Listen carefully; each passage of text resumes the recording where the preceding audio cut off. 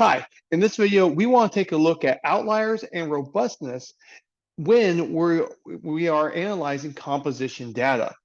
Okay, so composition data, just to refresh, is data where for each observation, all the different variables, all the different fields add up to a predefined value. So for example, if I'm dealing with percentages, for each observation, all of the values add up to 100%.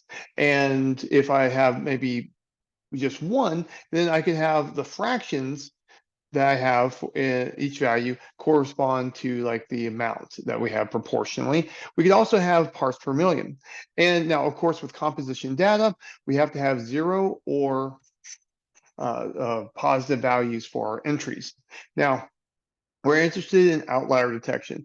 The authors of the textbook take the point of view that outliers are connected to a probability distribution, and specifically, they're going to use that normal presentation that is using, the log ratio transformation to get normally distributed to evaluate what's going on.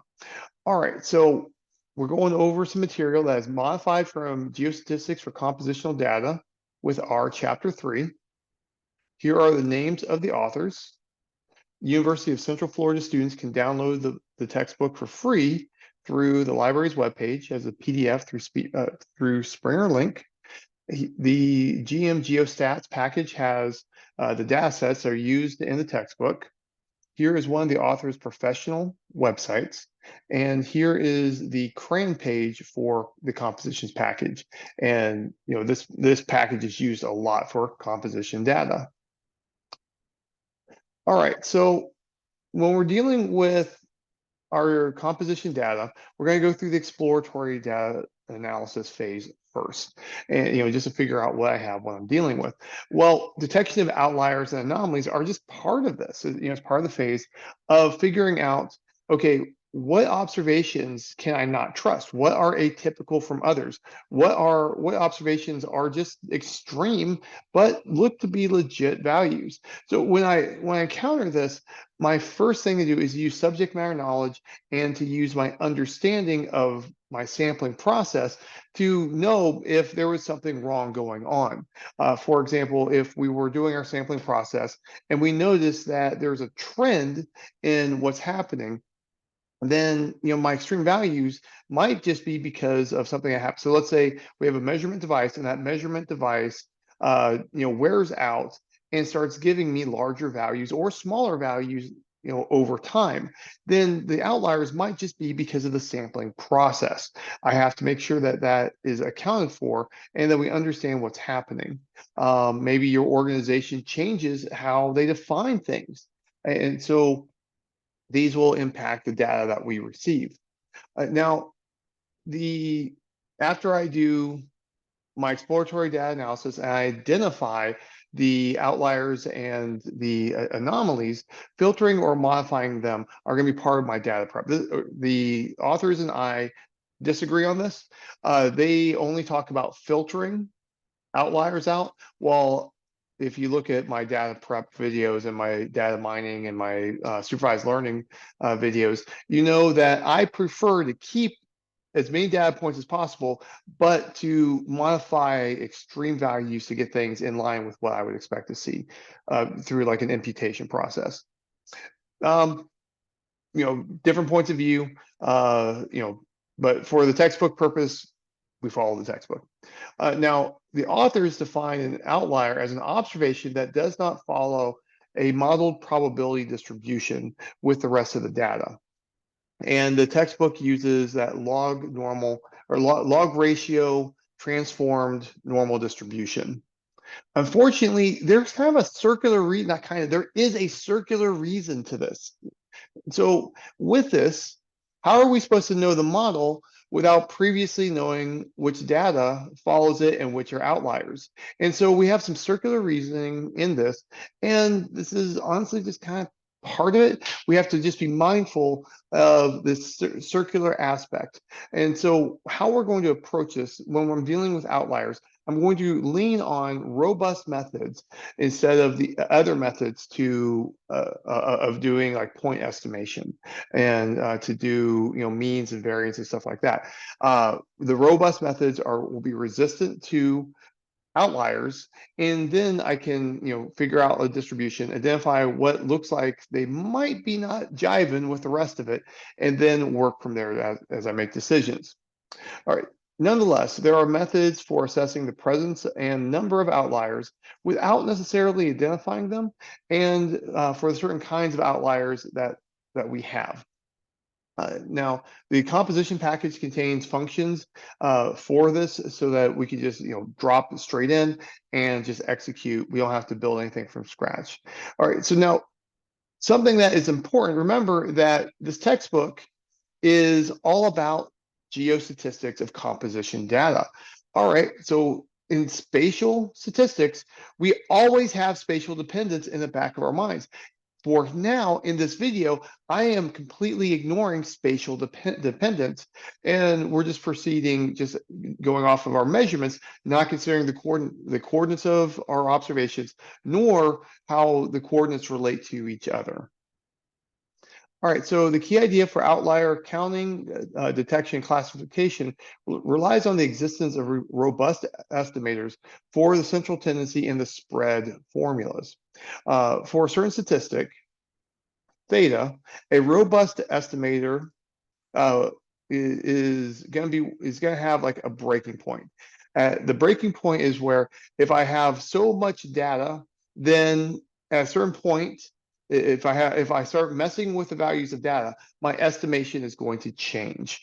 And so the breaking point is how much can I change my data without changing my estimated value and my point estimate.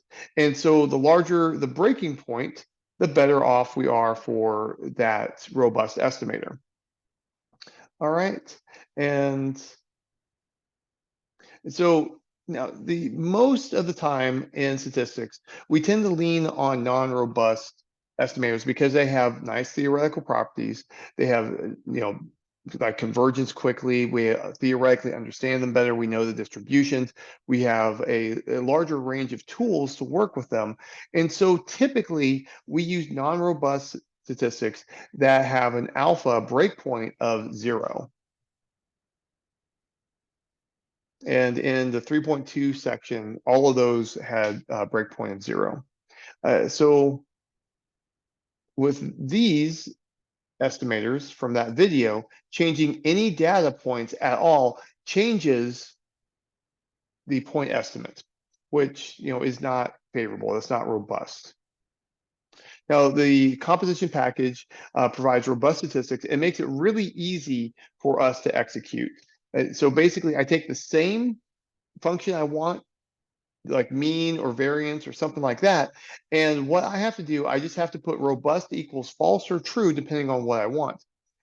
If I put in robust equals false, then that is also equivalent to putting in the parameter of the character string Pearson. Pearson or false, which are two different classes of data objects, will give us standard estimators. Well, robust, if I put robust equals true or robust equal to MCD, which stands for minimum covariance determinant estimator, then we'll get the robust version. And now when I compute like the mean in the composition function, in the composition package, I can put robust equals true, and technically it's no longer the mean, it's a robust central tendency estimator. But we're using it for the same purpose. Here we're recycling the term mean or the term variance, even though we're using a different approach. So the minimum covariance determinant estimator is an efficient algorithm that determines the smallest ellipsoid of the isometric log ratio transform data containing at least a certain percentage of the data. The center of the epsilon is taken as the central tendency estimator, and the quadratic form describing the ellipsoid can be converted into the estimated covariance matrix. All right, so what we're going on here is that we're assuming that we have ellipsoid contours on our distribution. Typically, so for example, the normal distribution gives these ellipsoid contours, and I'm going to estimate a percentage contour, so like a 95% ellipsoid, a 99% ellipsoid, something like that. And then I'm going to look at the geometric properties of that ellipsoid, and I'm going to take its center to be central tendency of my data for this purpose. And then I'll look at the major axis and minor axis, the axes of the ellipsoid to determine what the the spread aspects are. All right, so here let's look at mean compositions. And so you'll notice that I'm using the mean function, and robust is false. So here I'm taking the mean, and this is going to be the geometric mean. And you'll notice that with Pearson, I get exactly the same values as I did when I used true as a false, and Pearson give me exactly the same values. When I get down to using robust statistics, MCD and robust equals true give me the same values over here. Now for variation matrices, if I want the robust version, I just put it to false, and we'll get our variation matrix. Remember, this is not a variance covariance matrix. This is invoking log ratios to do the computations. And if I go through and use Pearson, I will get the same results as false. If I put robust equals true, though, I'll get the same results as if I put MCD. And so we can get, our central tendency and our spread measurements either way. Now, which one's right for my project? Well, for outlier detection, I'm probably going to use the robust version. And then, but depending on my project, depending on my stakeholders, depending on what's going on, I'll go and I'll probably end up using the non-robust version if I need an easier theoretical understanding of what's going on. All right, so now let's talk about finding subpopulations of outliers. So there is a function in the composition package, cluster finder 1, that uses the model-based clustering to identify outliers.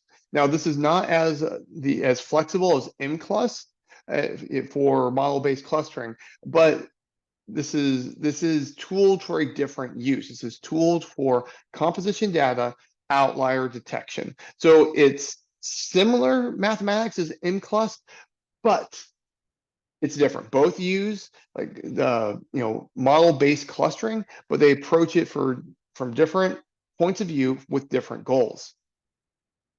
All right, so the cluster finder 1 function sphereifies the data using robust mean and covariance matrix, and then decomposes the data into a mixture of multivariate normal models or model-based cluster analysis. So model-based cluster analysis is what we get from the mclust function. Cluster finder is labeled with a number to make clear that this is just an implementation of some heuristic and not based on some eternal truth. There are other ways to approach this, but this is the way that, or one of the ways that we have available to us in the compositions package. Unlike other clustering algorithms, the basic models algorithm assumes that there is one dominating subpopulation and an unknown number of subpopulations with a similar covariance structure, but a different mean. That's very important to this. So we're saying that we have one big, huge population that's dominating our data, and we have other subpopulations, all of which have the same spread features, but they have different central tendencies. That is a very strong restriction on what's going on. This algorithm this first estimates the covariance structure of the main population by a robust estimation. So it's robust, so I don't have to worry about the outliers being present as long as it's not too many. Then it uses a simplified Gaussian kernel density estimator to find non-randomly secondary modes. And so It's going to then, after I know like the spread aspect, it's going to try and find subpopulations with the same spread features. Then it tries to assign the different observations according to discriminant analysis model to the different modes. Groups under a given size are considered a single outlier, forming a separate group. In this way, the number of clusters is kept low, even if there are many erratic measurements in the data set. The main use of the clusters is descriptive plotting. The advantage of these clusters against other cluster techniques like k-means or h-clus is that it does not tear apart the central mass of the data, and these methods do to make the clusters as compact as possible. So k-means and h-clus are going to break things up in a different manner, and so that everything's going to be kind of like off on its own, which has advantages and disadvantages for detecting outliers and anomalies. If we believe that I have like one big data set and then small outlier groups, then this approach with a compositions function is a better way to go. Now, when we do this, if I have an AComp object, what's going to end up happening is that when we do our ternary plots, so it's going to take 2 at a time, and then it's going to take everything else and put it into another group. And it's going to take the geometric mean, do a ternary plot, and it's going to be labeled as star in a moment. If I use rcomp, it's going to take the sum of everything outside those two. And so this is what we're about to see in a moment is a pairs plot. And here is information about each individual aspect. Let's scroll down and take a look at what the cluster object gives us. And so here, this is the different types that we get. So we can see that 96% of our data under this approach is in our main group.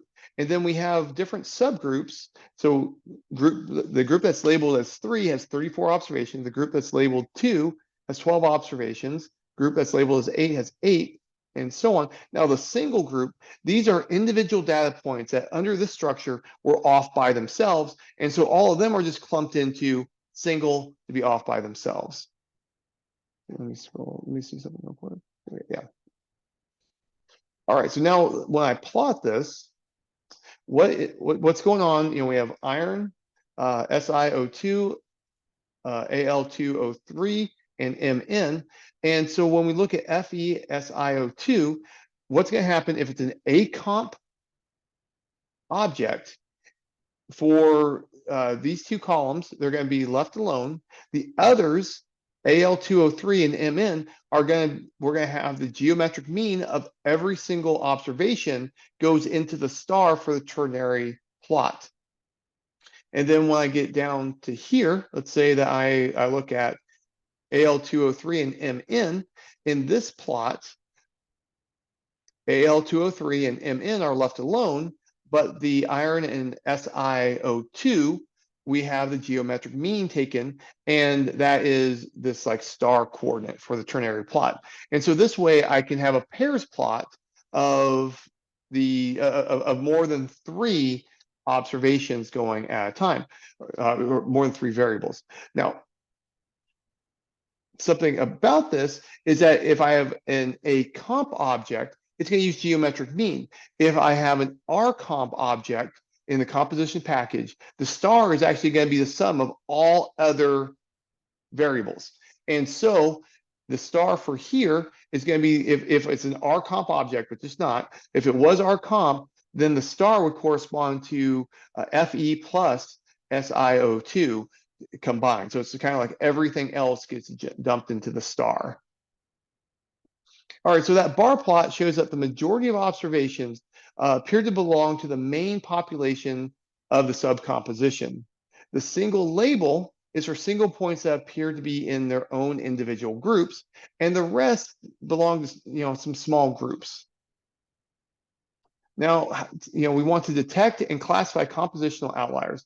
Alternatively, we can approach this in another manner. So just a moment ago, we used model-based clustering to, classify all my observations in terms of subpopulations.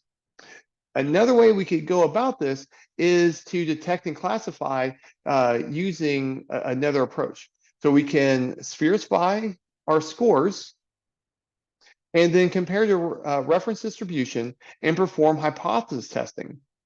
For an extreme value to be labeled as an outlier, it needs to be significant under a corrected p-value. So if I have 1,600 observations like I have in this data set, I'm doing a lot of hypothesis testing. And since I'm doing a lot of hypothesis testing, I am increasing the risk of a type 1 error. So I need to make sure that I run a corrected p-value to account for the fact that I'm doing something over and over and over.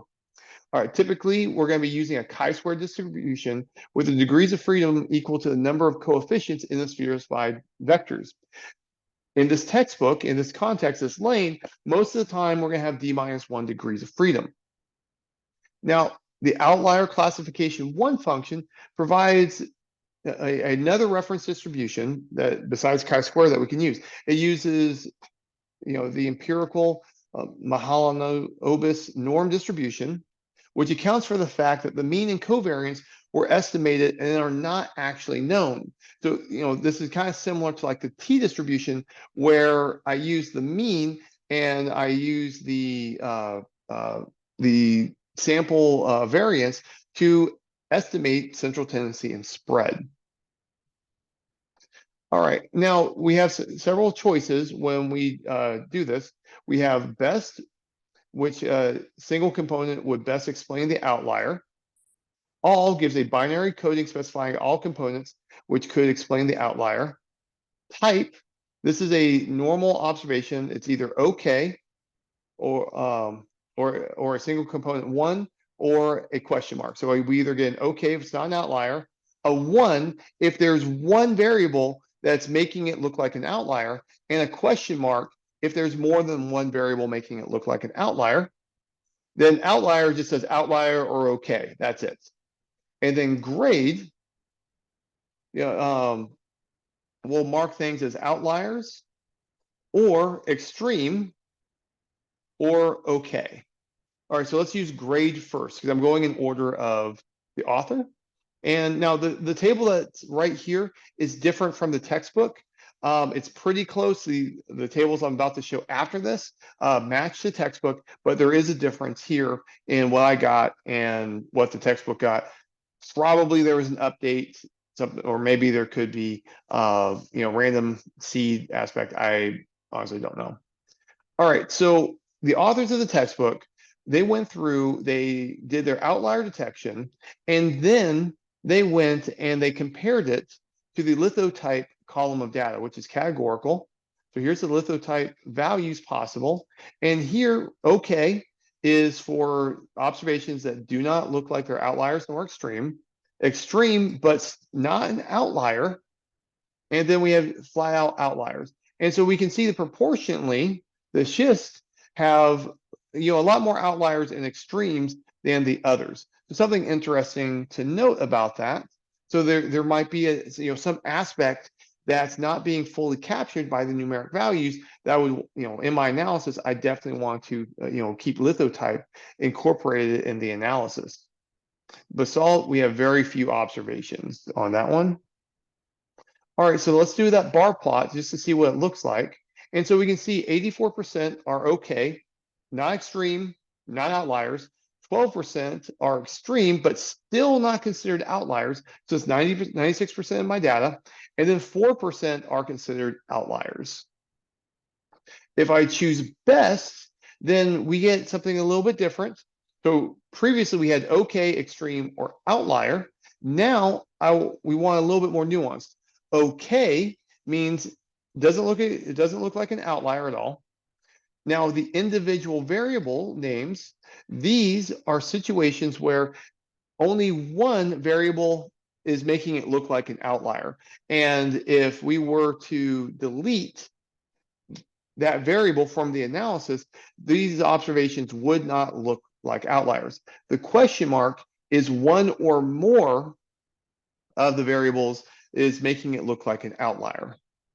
And so we can see that, the 10 of these from the schist are sticking out. So notice I've got 7, I've got 10. Something that's kind of interesting is that I've got 10 for outlier and I have, 7 values here. So, things are, different but overlapping. Now, the next one that I want to take a look at is, so I want to look at the bar plot so we can just kind of see this visually. What we get, 97% are considered not outliers. We can see that 1% have one or have more than one variables making it look like an outlier, and then all the others have single variables that are making them stick up. Now, the next one is with all. Now, this is a little bit more nuanced. It's going to use binary coding for this. And so on this, we need to remember the fields that we used in our composition. So I have 4 variables in my composition. And so what's going on? We have OK. So here does not look like an outlier. All zeros, we don't get an explanation, but these look like there are outliers. Here this is saying that the 4th variable is making the observation look like an outlier. The 2nd variable is making it look like an outlier. The 1st variable is making it look like an outlier. Here, the 2nd and 3rd together are making it look like an outlier. And so you can see that we have the ability to start getting pretty nuanced in our outlier analysis. And here's our distribution plot of this. And so 97% in this approach are not outliers, and the remaining 3% are accounted for in the binary coding. All right, so in this video, we talked about composition data, robust estimation of central tendency and of spread, how I can go easily between standard and robust estimates by just switching one parameter in the same function. And the function has the same name, easy peasy lemon squeezy, as easy as possible. And we also talked about methods of identifying outliers. So we talked about using model-based clustering to identify one big group and then a bunch of small outlier groups. And then we also talked about outlier classification and the different ways that we can go about executing it. All right, well, that's all I've got for you. Life is short. Do math.